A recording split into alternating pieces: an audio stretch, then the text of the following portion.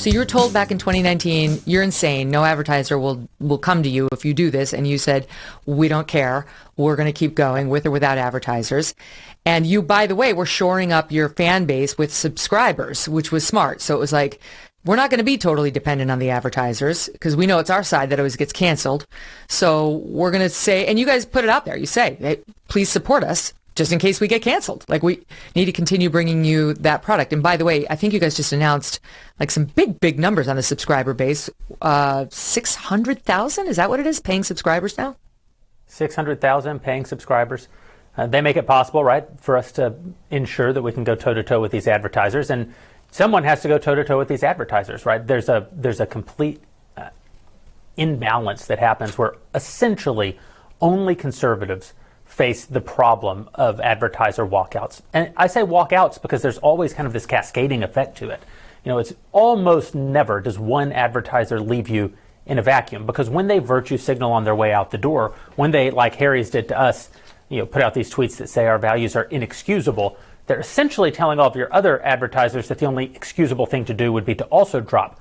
And so you wind up with 2 or 3 or 4 of these advertisers always leaving at the same time, which, you know, can do real economic damage to your business. It makes it an attack on the business. It's not merely an act of self-defense by the corporation who's trying to, you know, protect themselves from the woke mob. It's also an offensive act against our business. And that's why, you know, I just don't think we can put up with it anymore. I think we have to be able to stand up against it. And so I essentially myself to the pledge that I would go toe-to-toe with the next company that did this to us, and I didn't.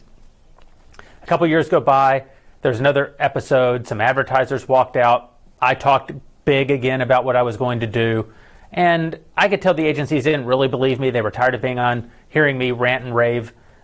They did go push back on those advertisers and brought some of them back to the table, got them to delete some of their offensive tweets, and I sort of calmed down. But when the Harry's thing happened, I thought, you know, I'm essentially the boy who cried wolf here. If I don't actually act on this, then my threats mean nothing. I've got to put my money where my mouth is.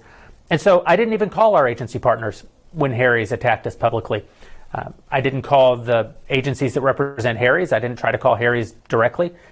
I just let it go and immediately got to work trying to start a razor company, which is, so I think, the only way that we can actually fight back. It's not boycotts.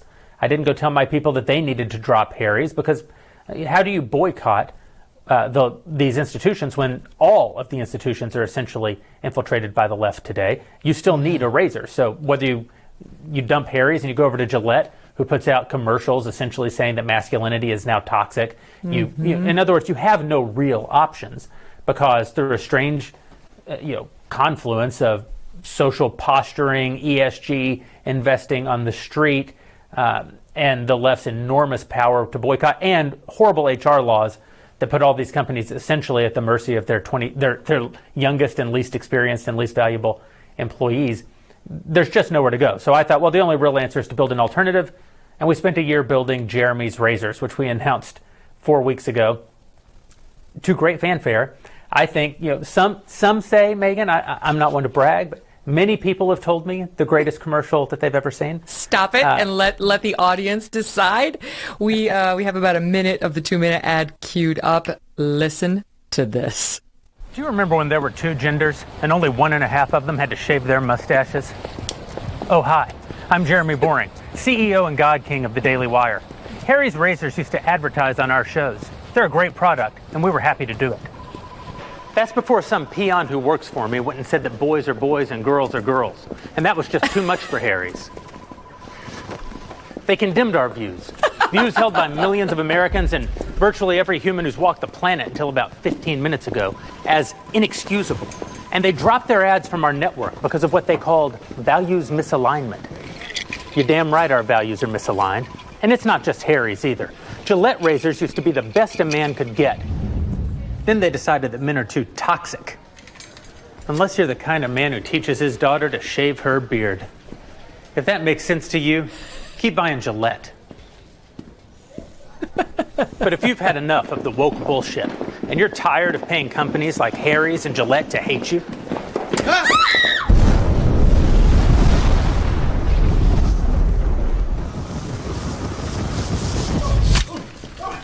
then buy my new razor instead.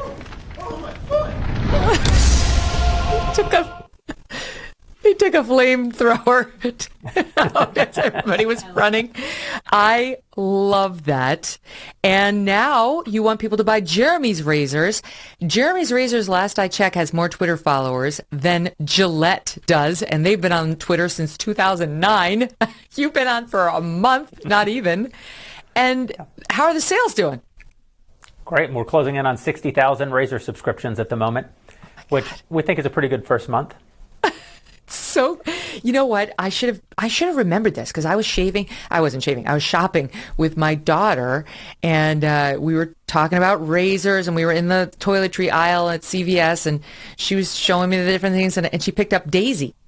And you know what, Jeremy? I have to tell you, like, I'm a child of the 70s and 80s, and I did nothing other than watch TV. My parents never told me to play outside. They were just like, watch more television.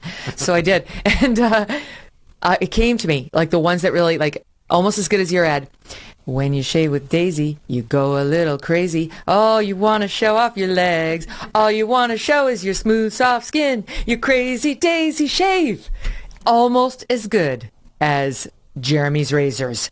We're tired of putting up there. They're bullshit. High praise. Of course, my commercial is hilarious and fabulous, and everyone will love it. It's not the best commercial ever made. It's just the best commercial made in a long time. I actually think it's resonating with people because 10 years ago, this was like every third commercial on TV was irreverent and sexy and funny. And now you watch the Super Bowl and like every ad gets described as important or beautiful or, you know, nobody wants important advertisements for consumer goods. So we just made an old school commercial and the response has been unbelievable. You know, the social media response, enormous. The video's gotten, 15, 16 million plays so far. And as I said, we sold 60,000 razors. Because I think people just respond to, I remember when we could have fun watching something. Yeah. And two, because they're just glad that we're punching somebody in the mouth for this, what seems like never-ending series of losses that we take in the culture. You know, but I like what you're saying. They insult you. They insult you. They insult Knowles, who takes a beating in that ad. You do not give him the return high five left to Megyn. But they insult you. They insult Knowles. They insult your audience. It's an attack not just on you, but on your audience to say that these are despicable values or whatever, however they phrased it. Bullshit. Like that's not how. That's not how the vast majority of Americans feel. That's right. Every person working at Harry's who's above the age 30 had these exact same views in 2017. I mean, it's absurd to think that, something this novel and brand new can instantaneously become the only acceptable point of view. Hey, thanks so much for watching. If you like what you just saw, hit the subscribe button for more clips and full episodes.